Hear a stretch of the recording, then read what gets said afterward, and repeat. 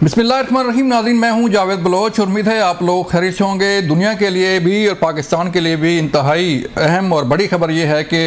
Donald Trump जो हैं अमेरिकी प्रेसिडेंट का इलेक्शन जो है वो जीत चुके हैं और 47वें सदर जो है वो मुंतखब हो चुके हैं। इसका पाकिस्तान पर क्या असर पड़ेगा और इस पर दुनिया पे इसका खित्ते पे जो है वो क्या असर पड़ेगा, इस पर हम बात करने जा रहे हैं।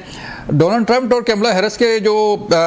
इलेक्शन था उसमें काफ़ी जो है वो चीज़ें डिस्कस हो रही थी कि बड़ा टफ मुकाबला जा रहा है, बड़ा नेक टू नेक जा रहा है और कुछ भी हो सकता है, लेकिन कुछ हो गया कि डोनाल्ड ट्रंप जो है वो इलेक्शन जीत के इस पर सोशल मीडिया भरा पड़ा है और पाकिस्तान में भी इस पर बहस हो रही है। खित्ते की सूरत हाल पर बहस हो रही है कि अब खित्ते की सूरत हाल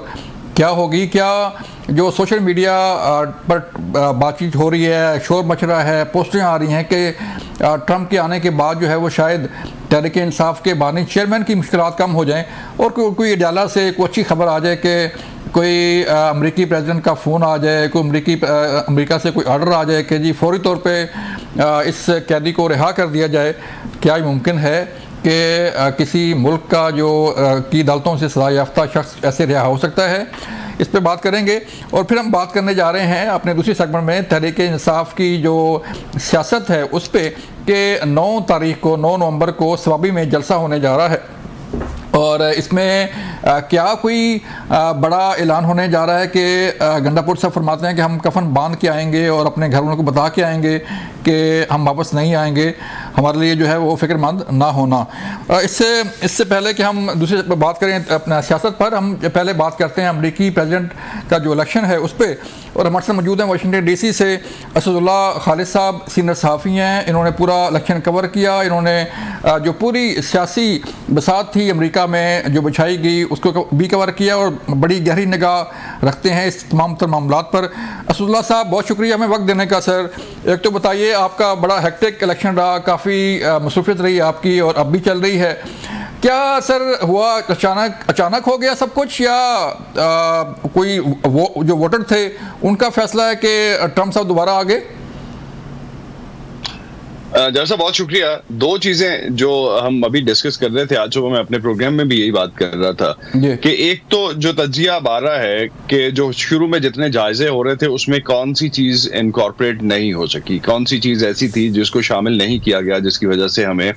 जो एक नेक टू नेक कंपटीशन या रेजर थिन मार्जिन वाले कंपटीशन की जो बात की जा रही थी वो हमें नजर क्यों नहीं आया। तो उसकी एक वजह तो सबसे बड़ी ये थी कि इमिग्रेंट वोटर जो है यहाँ पे, उसके हवाले से ये बात की गई कि इमिग्रेंट वोटर जो है वो नॉर्मली डेमोक्रेट्स को वोट करता रहा है हिस्टोरिकली, और अगर हम देखें तो 60, 70, 80% तक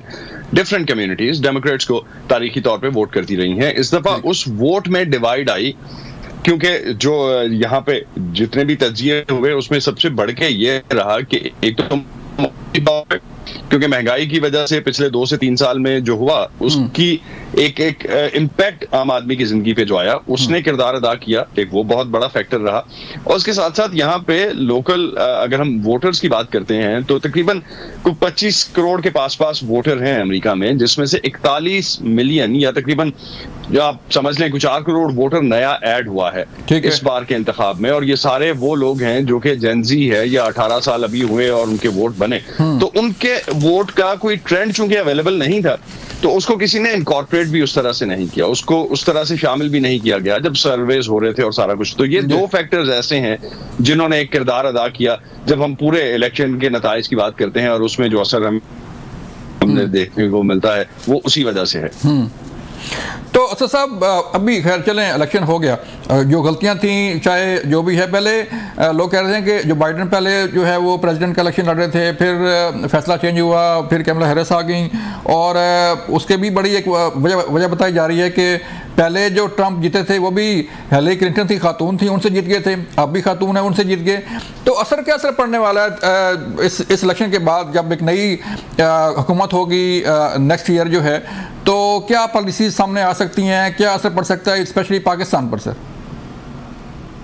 पाकिस्तान के हवाले से देखें, पाकिस्तान का जब भी इंटरेस्ट रहा है तारीखी तौर पे भी अगर हम देखें अमेरिका पाकिस्तान के जो ताल्लुकात थे वो हमेशा जियो स्ट्रेटेजिक इंटरेस्ट पे चलते रहे हैं। जब एक खास मफाद अमेरिका का होता है तब पाकिस्तान के साथ ताल्लुकात बहुत अच्छे होते हैं, पाकिस्तान के लिए इमदाद भी आ रही होती है, पाकिस्तान के लिए एड्स भी और लोन्स जो हैं वो भी डिफरेंट फंक्शनल इंस्टीट्यूशंस जो हैं, इंटरनेशनल इंस्टीट्यूशंस, उनसे उसी तरह से अप्रूव हो रहे होते हैं कम टर्म्स एंड कंडीशंस के साथ। ये एक सर्टेन परसेप्शन है। जब हम उससे निकलेंगे तो पाकिस्तान के लिहाज से जब हम बात करते हैं तो पाकिस्तान या खित्ते में कोई ऐसी डेवलपमेंट अभी तक नहीं है कि अमेरिका और पाकिस्तान के ताल्लुकात ड्रास्टिकली चेंज हो जाएंगे। एक चीज शायद हो सकती है कि जो डेमोक्रेट दौर में एक कोल्ड शोल्डर पाकिस्तान को दिया गया कि आज तक कोई मीटिंग नहीं हुई, कोई फोन कॉल नहीं हुई, वो वाले जो ताल्लुकात थे शायद उस सतह पर तो थोड़ी बहुत बहाली हमें नजर आए देखने में। लेकिन जो अगर ये बात की जाए कि ड्रास्टिकली चेंज हो जाएंगे और दोनों का जो एक स्ट्रेटेजिक रिलेशन रहा है, स्ट्रेटेजिक पार्टनर अमेरिका का रहा है पाकिस्तान, वो बहाल हो जाएगा दोबारा, शायद उसके इम्कानात अभी तक तो तजज़ियाकार इस बात पे मुत्तफिक हैं कि ऐसा कुछ होता दिखाई नहीं देता क्योंकि अमेरिका को मुफाद वहां नहीं है। बाकी जो आपने दूसरा सवाल किया कि पॉलिसीज क्या चेंज होंगी, कुछ पॉलिसीज डेफिनेटली यूक्रेन के हवाले से अगर हम फॉरेन पॉलिसी की बात करते हैं तो उस पर सदर ट्रंप की तरफ से एक्सपेक्ट किया जा रहा है कि शायद जब वो आएंगे तो यूक्रेन वॉर में कुछ चीजें, कुछ तब्दीलियां जरूर आएंगी। अमेरिका की पॉलिसी टुवर्ड्स यूक्रेन तब्दील होगी, टुवर्ड्स रशिया तब्दील होगी, बिकॉज एक परसेप्शन ये है कि सदर ट्रंप का सदर पुतिन से एक जो ताल्लुक है या एक पर्सनल रिलेशन जो है उनका, उसकी वजह से चीजें चेंज हो सकती हैं। लेकिन अगर हम उसके अगेंस्ट फॉरेन पॉलिसी इसी को एक्सटेंड करते हैं मिडल ईस्ट में, तो हम बायपार्टीजन सपोर्ट है इसराइल को अमेरिका में, कोई भी पार्टी आ जाए, किसी की भी हुकूमत हो, इसराइल के लिए पॉलिसी चेंज करना, क्योंकि एक चीज सदर ट्रंप को उन लोगों ने भी वोट दिया है जो कि इसराइल की पॉलिसी की सपोर्ट कर रहे हैं। और अगर उस कॉन्टेक्स्ट में देखें तो ये एक ऐसा फैक्ट है कि वहां पे चीजें शायद उस तरह से चेंज नहीं होंगी जिस तरह से एक उम्मीद रखी जा रही है। इंटरनली इमिग्रेशन पे चीजें चेंज हो सकती हैं, इमिग्रेशन पे लॉस चेंज हो सकते हैं, इमिग्रेशन पे कुछ हद तक पॉलिसी जो है वो हमें जब वो सदर हल्फ उठाएंगे उसके बाद ही देखने को मिलेगा, सदर ट्रंप जब हल्फ उठाएंगे। लेकिन जो एक इमिग्रेशन उनका काफी रफ स्टांस रहा, उस हवाले से अगर हम इस कॉन्टेक्स्ट में बात करें कि उनका ये कहना कि गैर कानूनी तौर पे जो इमिग्रेंट्स आते हैं उन पे वो काफी हार्ड जो है वो हैवी हैंडेडली निपटेंगे उनसे, उस पे अभी स्टिल नीड टू सी। लेकिन ये सारी चीजें ऐसी हैं, इंतखाबी वादे, आपको भी पता है पूरी दुनिया में इंतखाबी वादे कुछ और होते हैं, और सदर ट्रंप के बारे में तो ये कहा जाता है कि वो इंतखाबी वादे जो करते हैं वो अपनी जगह, लेकिन उसके बाद जो नए वादे वो कर लेते हैं पुरानों को छोड़ के या भूल के या उन्हीं में अपग्रेड करके, तो वो क्या। ठीक है, आपने असद आपने बात की जो इमिग्रेंट्स का मसला है, वाकई आपको याद है कि ट्रंप ने जब पहला उनका था टेन्योर थी पहले, तो कई मुस्लिम ममालिक पे उन्होंने बैन कर दिया था कि उसके बाशिंदे जो हैं शहरी या अमेरिका नहीं आ सकते। तो कोई मुस्लिम कम्युनिटी के बारे में बताएं कि वो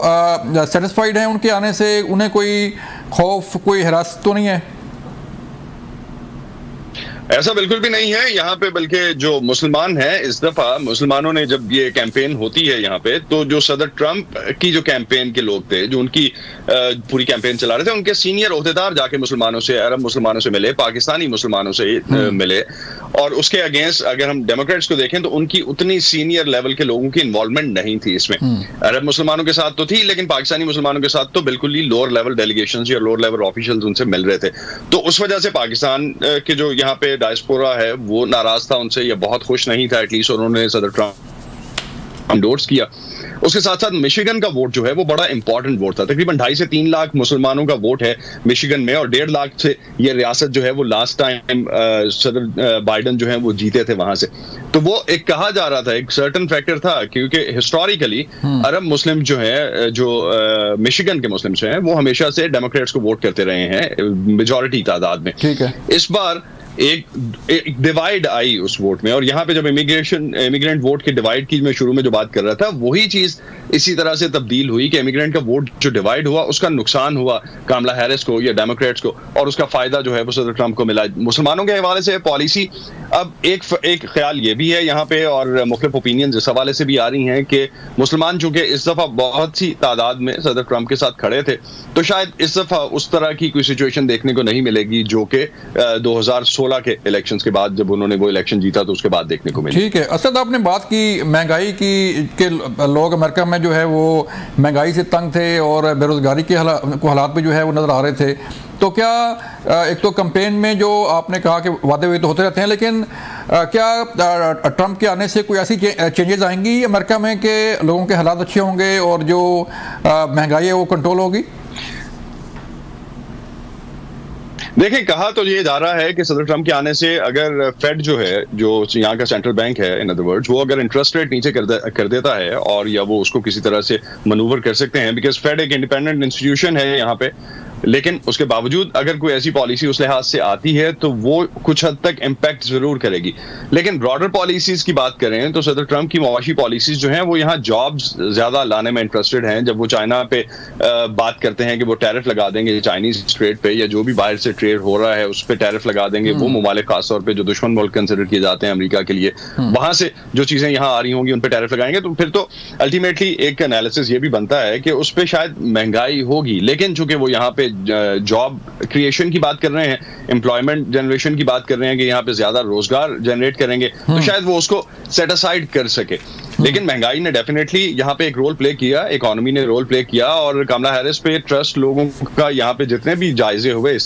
से पहले जो रायामा के जायजे थे, उसमें इकोनॉमी में हमेशा ही इकोनॉमी पे किसकी ज्यादा कंफर्टेबल पॉलिसीज थी या किसके लिए ज्यादा एतमाद था, वो हमेशा ही सदर ट्रंप लीड कर रहे थे उस तरह के जायजे, और कमला हैरिस उसमें पीछे थी। उसकी एक बड़ी वजह यह है कि जो एग्जिस्टिंग, क्योंकि वो एग्जिस्टिंग गवर्नमेंट का पार्ट भी थी, इस वजह से समझा जाता है कि कोई बड़ी पॉलिसी की तब्दीली नहीं होगी अगर तो उसी वजह से शायद वो जो एक ड्रास्टिक चेंज लोग चाह रहे थे वो एक फैक्टर जो है उसने भी रोल प्ले किया सदर ट्रंप के जीत में इसमें। ठीक है, इलेक्शन के दौरान हमने देखा कि वाशिंगटन डीसी में जो है वो फेंस लगाई जा रही थी, सिक्योरिटी बड़ी सख्त थी, गलियों में सड़कों पे जो है वो सिक्योरिटी एहलकार जो है वो गश्त कर रहे थे। तो क्या कुछ हालात ख़राब होने की इतलात थी, क्या क्या वजह थी, या ये था कि कमला हैरिस जीत जाए तो ट्रंप जो है वही पहले वाला जो है वो अपना बयानियाँ दोहराएं और फिर कोई दंगा फसाद हो? ये जो सबसे बड़ा तो ये प्रिकॉशनरी मेजर्स से नेशनल गार्ड जो कि यहाँ पे रिजर्व फोर्स होती है उसको स्टैंड बाय रखा गया था। सिक्योरिटी इंतजामात में डेफिनेटली वाशिंगटन डीसी को काफी हद तक कंट्रोल और यहाँ पे ज्यादा लोग जो थे वो तैनात किए गए थे, और इसके साथ साथ जहां जहां पोलिंग स्टेशंस थे, जहां जहां काउंटिंग हो रही थी, वहां पे 24/7 लाइव फीड के कैमरे भी लगाए गए थे पोलिंग से लेके गिनने तक। तो उस साइड से एतमाद लेने की कोशिश की गई, और दूसरी साइड से जो सिक्योरिटी के कंसर्न्स थे, आपने बिल्कुल सही कहा कि कमला हैरिस की जीत की सूरत में खतरा यहाँ पे ऐसा मौजूद था, ऐसी इतलात भी थी कि ऐसा कुछ हो सकता है, लेकिन ऐसा चूंकि रिजल्ट्स उसके ऑपोजिट रहे हैं तो इस वक्त तो सब कुछ पीसफुल है। तो सर, ये जो हमारे आप खुद पाकिस्तान का जो सोशल मीडिया स्पेशली वो मॉनिटर कर रहे होंगे, यहाँ बड़ी खबरें चल रही हैं असद के ट्रंप के आने के बाद जो है वो पुराना दोस्त तहरीक इंसाफ के बानी चेयरमैन का प्रेसिडेंट ऑफ अमेरिका बन गया, तो उनके आते ही जो है हालात चेंज हो जाएंगे और वो कहेंगे जनाब के यहाँ से निकालें इनको। Is it possible? देखिए, मैं इसमें डायरेक्टली इसका जवाब देने से पहले मैं एक और एग्जांपल आपको दे देता हूं कि 2000 उसामा बिन लादेन का जब ऑपरेशन हुआ और शकील आफरीदी का उसमें नाम आया कि उन्होंने इंफॉर्मेशन दी थी, तो शकील आफरीदी से ज्यादा तो अमेरिका शायद किसी को नहीं चाहेगा कि निकाल सके, तो आज तक शकील आफरीदी तो निकले नहीं वहां से। बाकी जब तक हम ये बात कर रहे हैं कि इमरान खान के निकलने की या अडियाला के कैदी की, जिस तरह से आपने कहा कि कुछ मुश्किल आसान हो सकती है, तो एक ख्याल जरूर है, बात तो जरूर हो रही है उस पे, और डिस्कस सोशल मीडिया पे बहुत ज्यादा हो रहा है, लेकिन टेंजिबल अगर हम बात करें तो दर्जाकार इस बात पे जरूर मुत्तफिक हैं कि ऐसा कुछ होने वाला नहीं है कि कोई वहां पे रिलीफ मिलता हुआ नजर आए। ठीक है, बहुत शुक्रिया असदुल्लाह साहब हमें वक्त देने का। नाज़रीन, ये थे असद साहब जो बता रहे थे कि कुछ बड़ी तब्दीली जो है वो नहीं होने वाली। यहाँ लेनी मुझे एक ब्रेक, मिलते हैं ब्रेक के बाद।